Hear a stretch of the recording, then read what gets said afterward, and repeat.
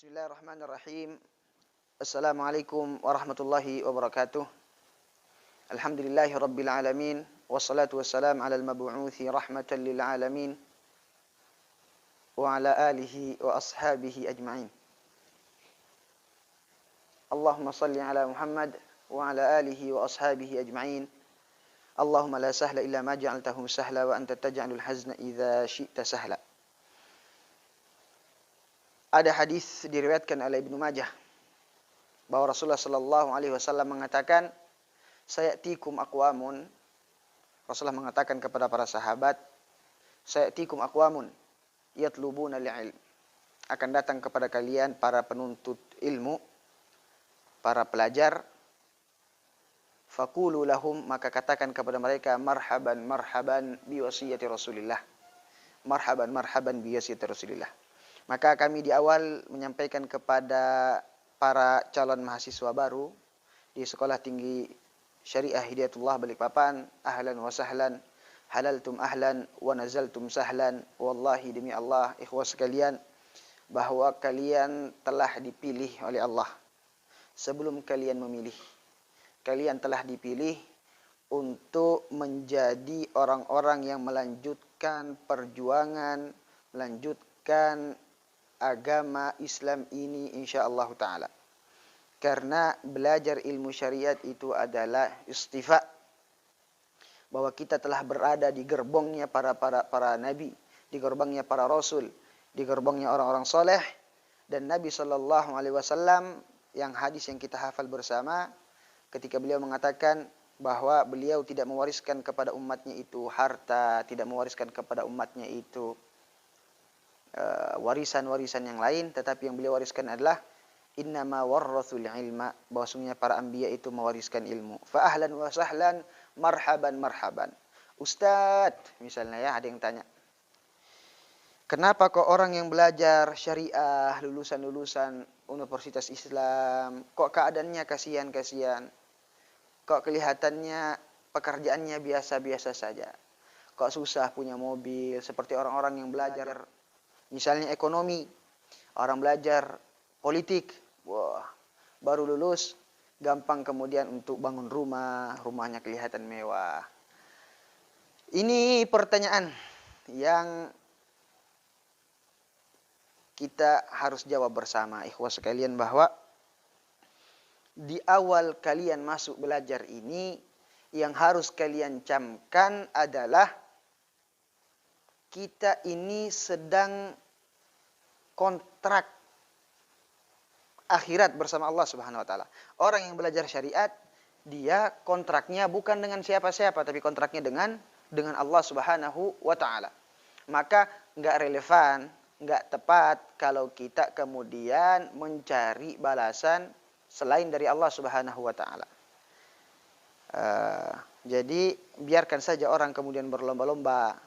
Karena sebenarnya kalau mereka tahu kebahagiaan kita semua insya Allah setelah kita bisa mempelajari, mengamalkan, menikmati ayat-ayat Allah, menikmati agama ini, insya Allah kebahagiaannya kita tidak bisa diukur dengan materi. Itu yang pertama, ikhwas sekalian. Jadi berbanggalah, berbahagialah, Allah telah pilih kalian untuk bergabung insya Allah di mamba atau di mata air keilmuan insya Allah yang ada di sini. Jadi ibaratnya kalau kita analogikan ya, ibaratnya kalau kita punya payung, payung itu kan ada kain penutupnya, kemudian banyak besi-besinya, kemudian warna kainnya itu berwarna-warni sesuai dengan kemampuan orang yang membuatnya. Kemudian ada cabang-cabangnya, kemudian ada penutup di ujung payung. Payung yang indah itu ibaratnya ilmu-ilmu yang ada di dunia ini. Tapi kemudian ada satu ilmu, kalau ilmu itu tidak dimiliki, maka tidak bermanfaat keindahan yang ada pada payung. Apa itu ilmunya? Yaitu ilmu membuka payung. Secantik dan mahalnya payung, kalau tidak dibuka, la yanfa', tidak bermanfaat. Alaysa kadzalik. Jadi semahal-mahalnya payung, tetapi ketika hujan orang tidak bisa buka payung itu, maka tidak ada artinya. Dan ilmu syariat, belajar Al-Quran, ibaratnya adalah ilmu untuk membuka payung. Sehingga apapun warnanya, berapa banyak besinya, apa coraknya, itu semua akan bermanfaat ketika kita mampu untuk membuka payung. Jadi ikhwah sekalian, jadi ini sudah bisa memberikan jawaban ketika misalnya kita ditanya, kenapa kok memilih belajar ilmu syariat? Kenapa kok memilih belajar ilmu syariat? Ya, ilmu ini adalah ilmu yang Allah puji dalam banyak ayatnya di dalam Al-Quran. Allah puji melalui lisan nabinya. Ilmu ini adalah ilmu yang menyelamatkan kita. Apalagi terutama ilmu tentang halal dan haram. Ilmu yang sangat kita butuhkan bukan cuma di dunia saja, tetapi untuk bekal di akhirat kita. Ikhwah sekalian rahmati Allah Subhanahu wa taala. Materi yang diberikan oleh panitia, materi yang diberikan oleh panitia kepada kami tentang adab, ikhwah sekalian. Materi adab, materi pertama insyaallah hari ini tentang meraih keberkahan. Ada pertanyaan ikhwah sekalian, apakah ada keberkahan itu? Apa bentuknya? Apa rasanya keberkahan? Sebelum kita membahas tentang meraih keberkahan, bagaimana bentuknya keberkahan itu ikhwah sekalian? Apakah keberkahan itu ada? Keberkahan itu ada, dan ada rasanya, dan ada bentuknya. Kalau mau lihat contoh misalnya, siapa yang tidak kenal di antara kita dengan kisah tentang salah seorang sahabat yang bernama Jabir ibnu Abdullah. Jabir ini adalah salah seorang sahabat yang tinggalnya di Madinah. Suatu ketika beliau mendengarkan ada satu hadis dari Rasulullah sallallahu alaihi wasallam yang belum beliau dengarkan. Satu hadis. Akhirnya beliau persiapkan bekal, beliau beli kendaraan, beliau berjalan dari Madinah ke Mesir untuk menemui salah seorang sahabat yang bernama Abdullah di Mesir untuk mendengarkan satu hadis. Bayangkan perjalanan masirah syahr, perjalanan 1 bulan, sampai kemudian beliau sampai ke Mesir. Ikhwah sekalian, kalau di zaman kita sekarang, ini HP atau komputer, kita tidak perlu, sekarang ilmu dibuka luar biasa oleh Allah. Tinggal kita modal 2 jari saja, modal jari-jari kita bisa cari, jangankan satu hadis, satu buku hadis bisa kita dapatkan hitungan menit, bahkan hitungan detik. Tapi kemudian pertanyaannya, kenapa kok kualitas kita di bawah kualitas mereka? Kualitas keilmuan kita, kualitas ibadah kita. Bayangkan kalau secara logika, tentunya kita harus lebih banyak ilmunya. Karena kita hitungan detik saja bisa langsung dapatkan satu buku hadis. Sedangkan mereka dulu harus berjalan melewati pulau, melewati bahkan benua. Sebagaimana kisah Baqi' ibnu Makhlad. Baqi' ibnu Makhlad ketika datang dari Andalus, Eropa, menuju Imam Ahmad yang berada di Kufah. Melewati Eropa, lewati Afrika, baru sampai ke Kufah. Sedangkan kita cuma hitungan detik bisa dapat satu buku ribuan hadis. Artinya apa? Ada yang salah dan ada yang harus dievaluasi ikhwah sekalian, bahwa yang membedakan antara kita dan dengan mereka adalah keberkahan. Satu hadis tapi berkah, tapi bermanfaat, itu lebih baik daripada 1000 hadis, 1000 buku, tapi tidak memberikan manfaat. Itu kisah tentang bahwa keberkahan itu ada. Belum lagi kisah Imam An-Nawawi. Siapa yang tidak kenal Imam An-Nawawi? Muhyiddin Abi Zakaria. Imam An-Nawawi adalah salah seorang imam yang seluruh dunia kenal beliau. Bahkan ada salah seorang ulama mengatakan bahwa buku yang paling banyak beredar di dunia ini setelah Al-Quran adalah bukunya Imam Nawawi, yaitu kitab Riyadhus Shalihin. Kitab Riyadhus Shalihin. Di Turki itu, ikhwah sekalian, kalau mencari hadis, kitab hadis bahasa Turki terjemahan, maka yang paling mudah kita dapatkan adalah terjemahan kitab Riyadhus Shalihin. Di negara kita juga demikian. Di masjid-masjid, di perpustakaan, bahkan di rumah-rumah kita, banyak akan kita dapati buku terjemahan kitab Riyadhus Shalihin. Imam Nawawi, umur beliau itu meninggal 45 atau 46 tahun. Umur masih muda. Meninggal di umur segitu. Beliau itu punya pelajaran beliau mengajar setiap hari itu 12 mata pelajaran. Beliau terkenal dengan ulama yang ahli ibadah, yang ibadah sunnahnya, selain ibadah wajibnya itu luar biasa.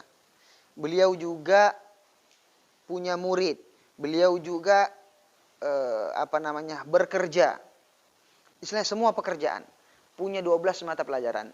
Tetapi kalau kita lihat karya-karya tulisan beliau, ini adalah salah satu bukti keberkahan bahwa beliau punya puluhan bahkan ratusan kitab karangan.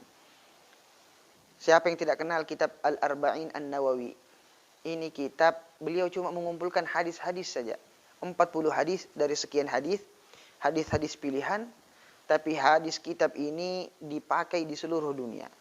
Mulai dari barat sampai ke timur, kitab Al-Arba'in Nawawi pasti ada. Kitab Riyadhus Shalihin, kitab Majmu' Syarhul Muhazzab. Kitab Majmu' ini kitab umdah. Umdah itu artinya apa ya? Kitab rujukan ketika orang ingin belajar fikih dalam mazhab Syafi'i. Belum lagi kitab beliau Al-Minhaj Syarh Sahih Muslim, kitab syarah atau penjelas Sahih Muslim, hadis-hadis Imam Muslim yang nomor 1 di dunia. Semua orang pasti kenal. Kitab Al-Azkar. Bayangkan ikhwah, banyak zikir-zikir itu yang kita baca, buku-buku yang dituliskan, kitab-kitab kecil, semuanya merujuk kepada kitab Azkar yang dikarang oleh Imam An-Nawawi. Kitab apa lagi? Kitab tentang adab Quran, kitab tentang kesehatan bahkan. Bahkan ada salah seorang yang kemudian mencoba untuk menuliskan berapa halaman, berapa lembar yang dikarang oleh Imam An-Nawawi. Baik itu kitab yang telah dicetak atau yang belum dicetak, dibagikan dengan hari-harinya selama hidup. Ada yang mengatakan bahwa beliau itu telah menulis 10 halaman setiap hari sejak beliau lahir.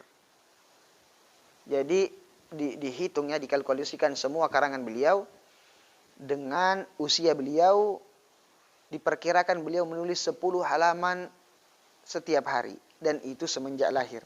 Tapi kan nggak mungkin nulisnya sejak lahir. Anggaplah beliau menulis umur 10 tahun. Berarti berapa halaman beliau tulis? Untuk makannya beliau. Kapan beliau mengajar 12 mata pelajaran setiap hari? Ini jawabannya cuma satu, ikhwah sekalian, bahwa di sana ada keberkahan yang tidak didapatkan orang lain sebagaimana yang didapatkan oleh Imam An-Nawawi. Keberkahan itulah yang kita cari. Kita belajar ilmu, mencari ilmu yang berkah. Kita bekerja, mencari penghasilan yang berkah. Bahkan kita memilih jodoh, mencari suami atau mencari istri, kita carinya suami atau istri yang berkah. Makanya doa yang diajarkan, barakallahu lakuma, semoga Allah memberkahi kalian. Karena keberkahan itu inti daripada ibadah, daripada apa yang kita cari. Ikhwas sekalian rahmati Allah Subhanahu wa taala, meraih keberkahan dan aplikasinya dalam keseharian. Setelah kita fahami tentang pentingnya keberkahan dan keberkahan itu ada, sekarang apa langkah-langkahnya Ustadz supaya kita merasakan keberkahan sebagaimana yang mereka rasakan? Yang pertama, sebagaimana dikatakan oleh ulama, agar hidup kita berkah, agar ilmu yang kita pelajari berkah, ilmunya bermanfaat, menjadi hujjah, menjadi pendukung dan penolong kita di akhirat kelak insyaallah taala. Yang pertama dan yang paling utama adalah tashihun niyah. Ini kata kuncinya, ikhwah sekalian. Belajar karena niat mendapatkan keridhaan dari Allah Subhanahu wa taala, memperbaiki niat. Imam Nawawi sebagaimana dikatakan bahwa kana syadidul hirs. Beliau adalah orang yang paling ngeri, paling kuat, paling sungguh-sungguh kerjaannya memperbaiki niatnya setiap hari. Karena niatkan seperti itu. Kadang kita ini ibadah, niat di awalnya benar. Tapi nanti rupanya di pertengahan tiba-tiba ada wiswas, ada bisikan, maka niat kita menjadi salah.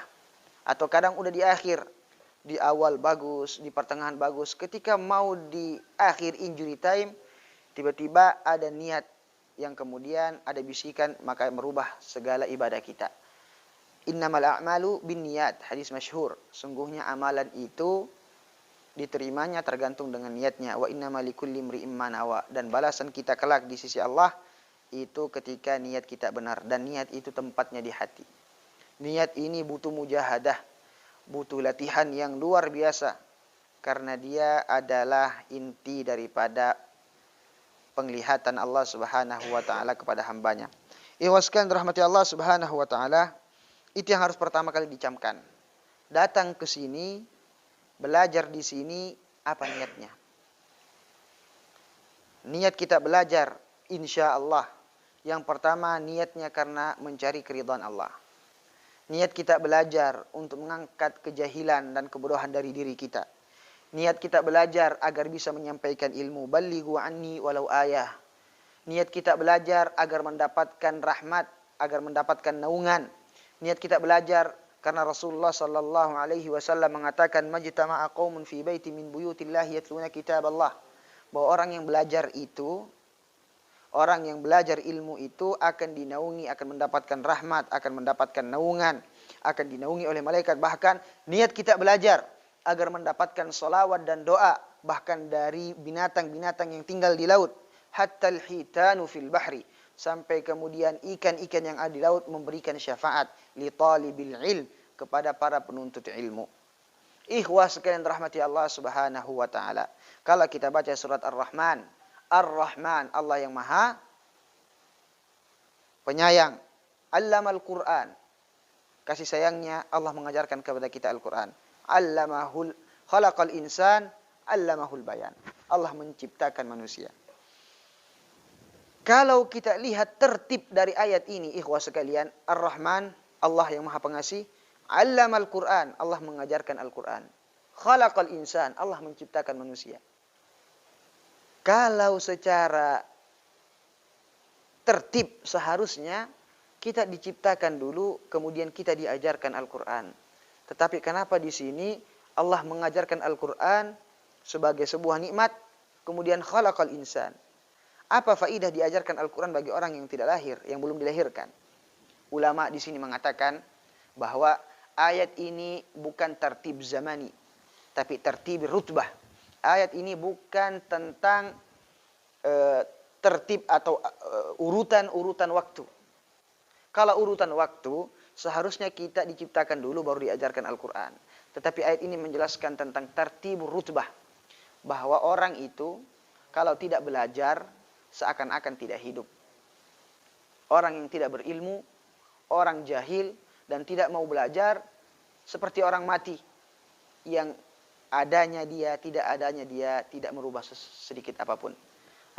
Khalaqal insana 'allamahul bayan. Orang yang tidak belajar Al-Quran, yang tidak belajar ilmu syar'i, seakan-akan belum diciptakan. Perbaiki niat. Itulah sumber keberkahan yang pertama. Perbaiki niat, melatih memperbaiki niat, karena latihan memperbaiki niat itu butuh mujahadah yang sangat panjang. Niat kita belajar karena apa? Hati-hati teman-teman. Ada hadis diriwayatkan oleh Imam Bukhari tentang orang yang pertama kali masuk ke dalam neraka jahanam sebelum Fir'aun dan bahkan sebelum iblis. Awwalu man tusa'ar, orang yang pertama kali diseret mukanya ke dalam api neraka jahanam, na'udzubillah, di antaranya satu orang yang belajar ilmu agama, na'udzubillah, semoga kita semua terlindung, tapi kemudian niatnya tidak benar. Dia belajar karena ingin hazzun dunyawi, ingin mendapatkan balasan dunia. Ia belajar karena ingin terkenal. Ia belajar supaya dibilang pintar. Na'udzubillah. Nah, ini yang harus diperbaiki sejak awal. Meraih keberkahan dengan memperbaiki niat. Yang kedua, ikhwah sekalian, bahwa al-amalu yurisul barakah. Al-amalu bil ilm. Setelah niatnya bagus, maka langkah kedua adalah bagaimana mengimplementasikan ilmu yang dipelajari kemudian diamalkan, karena al-ilmu bila amalin, ilmu tanpa amalan kasyajari bila thamarin, ibarat pohon berduri yang tidak berbuah. Pohon yang mengganggu, pohon yang tidak enak dipandang dan tidak memberikan manfaat. Dan ini salah satu tanda bahwa ilmu kita diberkahi ketika kita mengamalkan apa yang kita ketahui. Orang yang mengamalkan apa yang dia ketahui meskipun sedikit, maka Allah akan bukakan kepadanya pengetahuan futuhal arifin. Allah akan jadikan ia penuh dengan ma'rifat dan keberkahan. Tetapi orang yang berilmu, tapi ilmunya tidak membuatnya terdepan dalam beramal, ini akan menjadi wabalan, akan menjadi musibah untuk dirinya sendiri. Salah seorang ulama mengatakan, al-alimu bi'ilmihi lam ya'malan mu'azzabun min qabli ubadil wathan. Orang alim, kemudian ilmunya itu tidak membuatnya beramal, tidak membuatnya khidmat, tidak membuatnya taat, tidak membuatnya berbakti untuk dirinya, untuk agamanya, untuk bangsanya, mu'azzabun min qabli ubadil wathan. Akan diazab sebelum para penyembah berhala. Na'udzubillah. Artinya apa? Ada yang salah dalam orientasinya belajar. Jadi yang pertama niat yang harus dijaga dan diperbaiki. Kemudian yang kedua agar berkah adalah laksanakan, amalkan apa yang engkau ketahui meskipun sedikit. Yang ketiga, ikhwas sekalian yang dirahmati Allah Subhanahu wa taala, ini terakhir insyaallah, bahwa keberkahan itu adalah mujahadah.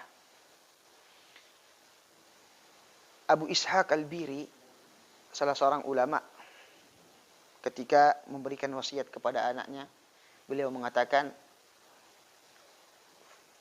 "Falau qad zukta min halwahu ta'man, la atharta at-ta'alluma wajtahatta." Walau sekiranya qad zukta, kamu telah mencicipi, min halwahu ta'man, bahwa ilmu itu punya halwah, punya halawah. Sekiranya engkau pernah mencicipi manisnya belajar, kata beliau, fa'atharta ta'alluma wajtahatta, maka engkau akan memilih untuk belajar daripada yang lain, wajtahatta, dan engkau akan sungguh-sungguh, engkau akan berusaha, effort, semangat, tidak pantang mundur, tidak menyerah. Karena nikmatnya keberkahan akan didapatkan setelah beratnya mujahadah. Falau qad zukta min halwahu ta'man, bahwa ilmu itu ada rasa. Ilmu itu ada rasanya. Dan tentunya rasanya itu rasa yang bukan perasaan hissi ya. Bahwa ilmu itu ada nikmatnya, ada segar-segarnya, ada nyamannya bagi orang yang pernah merasakan. Jadi kalau permisalan ya, jadi ada keadaan ikhwas sekalian, kalau kita belajar, ketika ada sebuah permasalahan yang baru kita ketemukan, kita merasakan itu ada sesuatu yang segar begitu. Ada, ibaratnya, ada orang ketika dia mengadakan perjalanan di padang pasir yang sangat panas misalnya ya. Kehausan, tidak punya bekal, tiba-tiba melihat ada pohon rindang. Kemudian dia beristirahat, tiba-tiba ada orang datang membawakan air yang segar. Bukan air yang dingin ya. Kalau dingin itu kadang tidak menghilangkan dahaga. Tapi air yang dinginnya itu pas ya. Dinginnya pertengahan, air segar. Dalam keadaan haus, dalam keadaan lapar, dalam keadaan kepanasan, tiba-tiba minum air yang segar tadi itu.